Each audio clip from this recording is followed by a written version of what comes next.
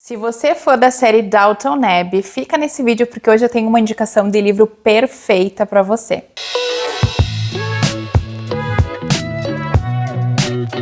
Oi pessoal, tudo bom? Sejam muito bem-vindos de volta ao canal. Eu sou a Cat, tô feliz de estar com vocês hoje aqui em mais um vídeo. E o vídeo de hoje é um vídeo resenha, vídeo conversa sobre um clássico que eu li recentemente. Gostei muito e pensei em trazer aqui como indicação para vocês, que é este belíssimo livro aqui, Retorno a Brideshead, do Evelyn Waugh. Retorno a Brideshead é um clássico inglês publicado em 1945 que conta as memórias de um personagem. Inclusive aqui na folha interna do livro a gente consegue observar que o nome do livro é Retorno a Brideshead, Memórias Sagradas e Profanas do Capitão Charles Ryder. Que é exatamente isso que a gente vai ter ao longo da história, que é esse personagem revivendo as memórias dele e nos contando um determinado período da sua vida. O livro começa em meados da Segunda Guerra Mundial com o Charles Ryder, o nosso capitão, que durante uma de suas missões, o seu destacamento acaba se estabelecendo em uma propriedade rural antiga, como era costume das tropas enquanto elas eram conduzidas pelo interior, elas paravam em propriedades, montavam um acampamento e ficavam ali durante um tempo. Acontece que quando ele chegar a esse lugar, ele vai descobrir que na verdade ele já o conhece. E essa propriedade se chama Brideshead. E ele passou uma boa parte da sua juventude naquele lugar. E é nesse momento que as memórias do personagem, elas são despertas e ele começa a se recordar sobre o que aconteceu ali. Ele vai nos levar de volta para a década de 20, para a década de 30. O livro vai começar lá nele contando a sua trajetória na Universidade de Oxford e tudo o que acontece ao longo dos anos seguintes. Ele vai voltar então para o momento onde ele tinha 19 anos de idade, ele tinha acabado de entrar em Oxford, ele era um jovem com várias aspirações artísticas, pertencia a uma classe média, tinha algumas aspirações, e esse é um período do pós-Primeira Guerra Mundial, onde esses jovens que estão entrando em Oxford, eles eram muito novos para terem sido enviados à guerra, então eles ficaram em casa e eles são, nesse momento, o depósito de esperança da maioria dessas famílias. E é nesse momento que ele vai conhecer um outro jovem chamado Sebastian, que por sua vez pertence a uma aristocracia mais antiga, mais estabelecida, e é um jovem bastante excêntrico, ele é descrito como um jovem muito bonito, quase andrógeno. Eles vão acabar se tornando amigos e a partir daí o Charles e o Sebastian vão entrar numa vida boêmia, regada a bebidas, festas e jantares o tempo inteiro. Esse primeiro momento onde ele descreve essa amizade deles em Oxford, essa vida de festas e exageros, é um momento da leitura que é extremamente cativante de você ir acompanhando como é que o Charles ele acaba se deixando levar por isso. Tudo que o Sebastian faz, ele faz, tudo que o Sebastian diz, ele diz também. E ele se percebe cada vez mais conectado com a alma do Sebastian e com tudo que ele representa. Em determinado momento, o Sebastian vai levar o Charles para sua propriedade, a propriedade da sua família, que é Brideshead. E é nesse momento em que o Charles vai ver outro lado dessa vida boêmia, que é essa propriedade imensa que representa uma riqueza que vem de muitos séculos, é uma família estabelecida, o lugar é gigantesco, suntuoso, e os olhos dele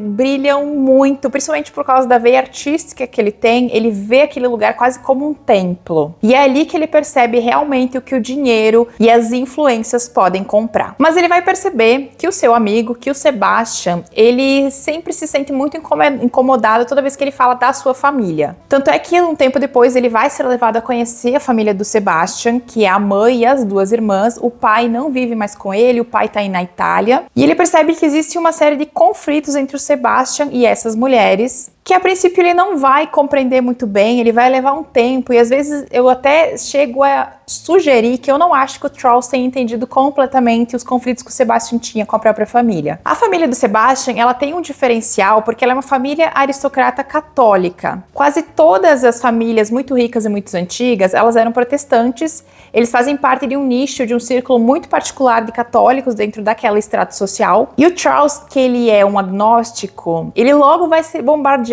ali por uma série de questões e perguntas quase incisivas e muitas vezes invasivas dos membros da família do Sebastian sobre as suas crenças ou sobre as suas não crenças. Para quem tá lendo, às vezes é até um pouco incômodo a maneira como eles bombardeiam o Sebastian de questões, e ele tenta se esquivar em vários momentos, mas ele quase não consegue. E quanto mais essa questão do catolicismo da família, ela vai sendo exposta, mais você percebe o quanto o Sebastian vai se retraindo e ficando cada vez mais incomodado. É interessante a gente reparar aqui, e eu quero já fazer uma reflexão, que o Charles não percebe os pontos de incômodo do Sebastian, mas o leitor sabe. Se você parar pra pensar, o Sebastian, ele é o filho homem de uma família aristocrata, então ele é o filho que deve levar o nome da família adiante. Isso significa que várias expectativas estão colocadas sobre os ombros dele. E expectativas de família, expectativas de casamento, expectativas de riqueza, expectativas de religião, mas o leitor percebe que o Sebastian, talvez, ele tenha inclinações amorosas masculinas e não para mulheres. E esse é um dos pontos que eu acho que salta muito aos olhos do leitor, que talvez a questão da religiosidade da família seja uma das questões que esteja causando aflição e fazendo com que o personagem fique cada vez mais retraído. A primeira parte do livro, ela é toda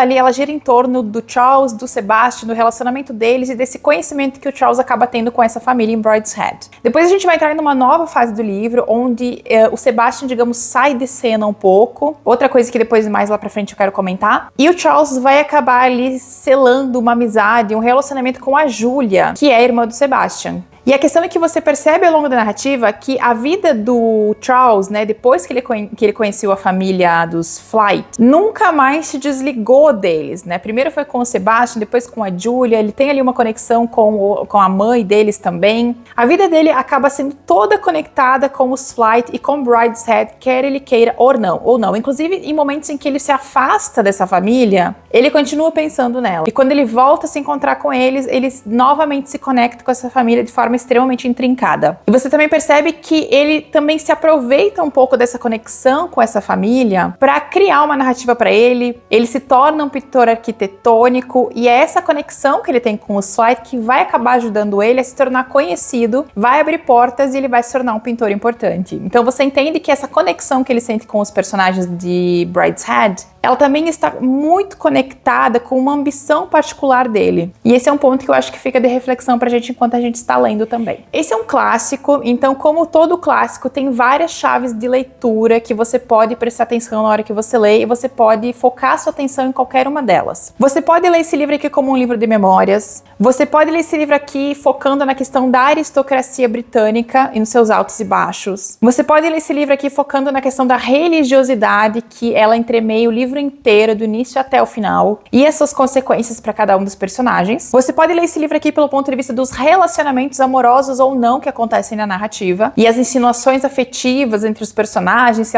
elas realmente se concretizam ou não. A questão aqui é você escolhe a sua chave de leitura. Eu sou uma pessoa que eu gosto muito de história social, eu gosto de entender estruturas sociais. É uma paixonite particular que eu tenho, principalmente sobre a aristocracia britânica do século XIX e do início do século XX. Então, a chave de leitura que me salta aos olhos quando eu leio O Retorno a Brideshead é a chave de leitura de desestruturação da aristocracia britânica durante as duas guerras mundiais. É um assunto meio peculiar, mas particularmente é uma coisa que eu gosto muito de ler sobre isso, e é um dos focos narrativos do Evelyn Waugh aqui, e é uma das coisas que eu acho que ele foca mais e que tá mais, assim, expoente na narrativa. E aqui a gente tem que lembrar que quando a gente fala em aristocracia britânica, a gente está falando de uma estrutura social muito rígida, estabelecida lá pelo Guilherme o Conquistador e que passou séculos sem ter quase mudança nenhuma, e ela vai ter uma mudança muito drástica ao longo da decorrência da Primeira Guerra e da Segunda Guerra Mundial, que é quando a gente tem uma derrocada dos costumes estruturados, seja pela falência financeira dessas famílias, que elas vão perdendo rendimentos ao longo do início do século XX, seja por causa das guerras e tudo que elas exigem, né, que seja feito em relação a elas e que essas famílias acabam tendo que suprir também, seja pelo fato de que vários herdeiros vão para as guerras e não retornam mais, o que desestrutura essas famílias, seja por causa da escassez de pretendentes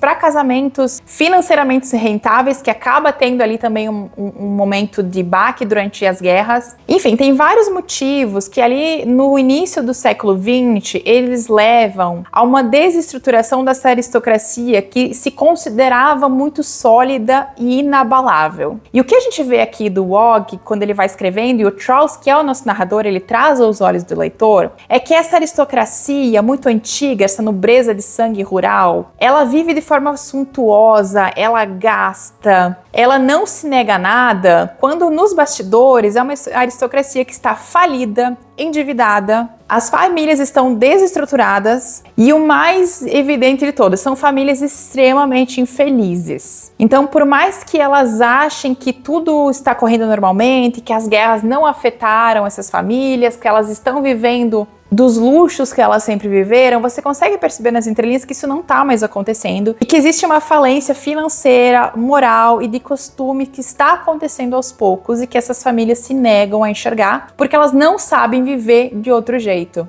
E é interessante também como o próprio Charles, ele acaba sendo envolvido nisso e ele mesmo acaba vivendo uma certa vida de muita infelicidade em vários momentos. Ele tem tudo, mas ao mesmo tempo ele não tem nada. E tanto ele quanto outros personagens, como a Julia, eles estão sempre padecendo de um vazio interior que eles não conseguem preencher por mais festas que eles façam, por mais riquezas e por mais champanhe que eles bebam. Porque o mundo ao redor dessas famílias está ruim, mas elas se negam a dar ciência a isso, porque dar ciência à ruína do mundo é entender que elas também estão indo à bancarrota e elas não querem aceitar isso. Então é um movimento que ele é muito grande, ele é muito efusivo e que a gente vai acompanhando através do olhar desse personagem, que ele não é uma pessoa pobre, ele pertence a uma classe média, mas ele também não era um aristocrata no início da história. Então a gente consegue perceber pelo olhar dele essas mudanças acontecendo. Eu achei a escrita do Evelyn Waugh muito elegante, é uma escrita bonita, bem estruturada. Ele é um autor que ele foi muito conhecido por ser um sátiro nas suas escritas, nos seus livros, e você consegue perceber aqui que em alguns momentos ele usa essa sátira, essa ironia para falar dos costumes, e ele faz isso com alguns personagens que eles são tão ridículos que eles beiram ao absurdo. Principalmente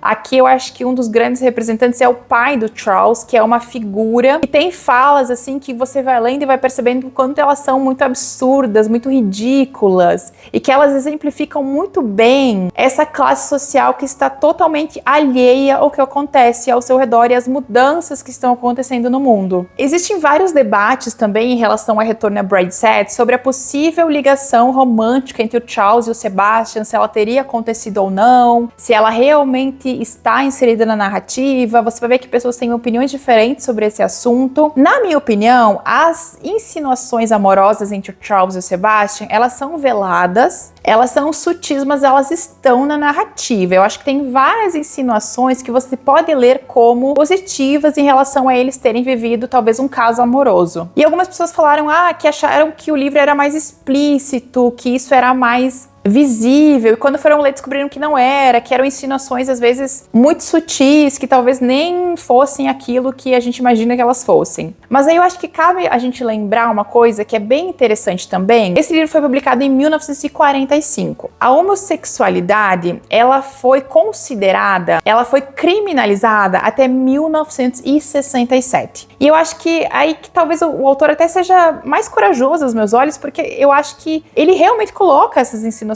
no livro, mas elas são veladas de forma a não atraírem a atenção direta do público daquele tempo, mas que a gente consegue perceber elas ali nas entrelinhas. Eu pelo menos percebi, e a minha leitura é de que sim, eu acho que houve ali algum tipo de relacionamento entre os dois, e talvez seja essa uma das grandes causas da angústia do Sebastian, que é uma angústia nunca explicada aos olhos do leitor, mas que ele sente o tempo inteiro, e ele verbaliza em determinado momento assim que o Charles nunca vai entender o que ele sente, por que ele tá daquele jeito.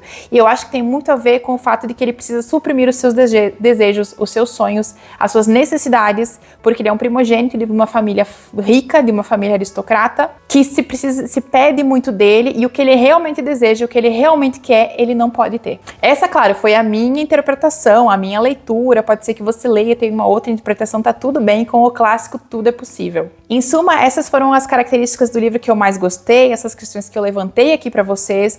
Foi um clássico que eu gostei muito de ler, gostei da escrita, gostei da narrativa, gostei da história, fiquei muito apegada aqui ao Charles e ao Sebastian e ao relacionamento que eles tinham. Ele é um livro que eu dei 4 de 5 5 estrelas para ele. Eu acho que a primeira parte, que é a parte de Oxford, ela é muito incrível. Eu gostei muito dessa primeira metade. Na segunda metade, que é a parte em que o Sebastian meio que ele desaparece da narrativa, ele acaba sendo diluído pela narrativa, eu acho que a história talvez perde um pouquinho a força, porque a gente acaba se apegando ao personagem lá no início, e quando ele vai sumindo, a gente sente também. Então, eu senti que a primeira parte do livro ela tem muito mais força que a segunda metade, mas mesmo assim, eu gostei. Ele é um livro que ele tem um final melancólico, tá? Não tem um final muito feliz, lembrando que os personagens estão ali envolvidos na questão da guerra, e o autor meio que fecha a história, deixando algumas coisas nas entrelinhas, algumas coisas pra gente imaginar como elas teriam terminado ou não. Eu acho que casou super bem com a história, com o momento que estava descrito aqui, mas é um final mais melancólico. Então eu já aviso porque, assim, o final daqui não é lá muito feliz, mas vale a pena a leitura, viu? E aí me contem, vocês já leram Retorno a Brideshead, do Evelyn Waugh? Vocês têm interesse em ler esse clássico em inglês? Se você tiver alguma teoria sobre essa leitura, sobre esse livro, sobre a escrita do autor, deixa pra mim aqui nos comentários, eu vou adorar saber. Eu gosto muito de levantar teorias, de falar sobre clássicos, porque o clássico é aquele livro que ele nunca se extingue e que a cada leitura a gente acaba descobrindo uma chave de leitura nova pra explorar. Espero que vocês tenham gostado dessa resenha. Muito obrigada por terem ficado aqui comigo. Beijão e a gente se vê no próximo vídeo.